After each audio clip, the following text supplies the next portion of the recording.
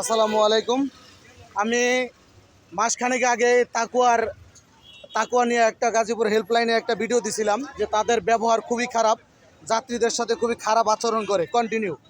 এই তাকুয়া পরিবহন গাজীপুর হেল্পলাইনে আমি একটা ভিডিও দিছিলাম যে তাদের ব্যবহার খুবই খারাপ, তারা যাত্রীদের সাথে খারাপ আচরণ করে।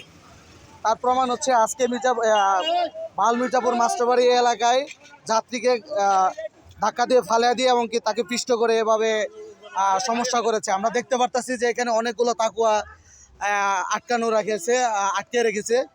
তাদের একমাত্র কারণ হচ্ছে তাদের আচার ব্যবহার খুবই খারাপ। এই ব্যবহার খারাপ করার কারণে কিন্তু তাদের আজকে এই অবস্থা।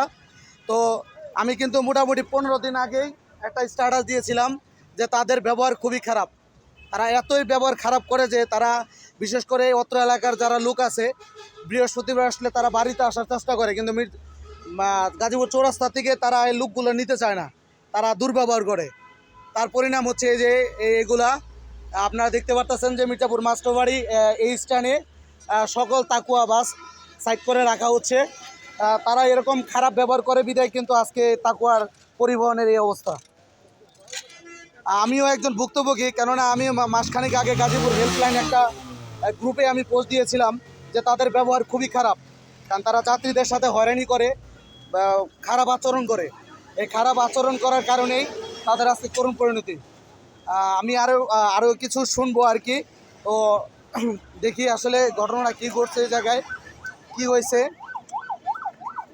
এখানে যারা স্থানীয় আছে তাদের কাছে একটু শুনি আসলে ঘটনা কী হয়েছে, স্থানীয় ঘটনাটা কী হয়েছে। ভিকটিম কি মারা গেছে নাকি? মারা গেছে। ঘটনা ঘটছে কখন? আপনার আধা ঘন্টা বল। এটা তো মারা গেছে না, এটা ইচ্ছাকৃতভাবে হত্যা করছে। আর ধাক্কাতে ফালা দিয়েছে, গাড়ির নাম্বার কেউ শনাক্ত করতে পারে নাই। ধাক্কাতে ফালা ড্রাইভার গাড়ি ধরছে, ওইটা 3 নাম্বার গাড়ি ধরছে, ড্রাইভার ধরা হয়েছে। আর যে হেল্পার ধাক্কা দিছে হেল্পার আছিল, গাড়ি ধরছে তো হেল্পার ড্রাইভার তো হয়তো পলাইছে। পলাইছে কেমনে কেমনে কিছু মানে এত লোক থাকা অবস্থায় যদি পলায় যায় লাভ কি? কোন দাদা যাইব বলা যত বড় ড্রাইভার দেখেন পাকা দেখেন, আপনি মনে করেন কুমুরটা লাইনে যাবে গাড়ির পিছনে পাওয়া যেত।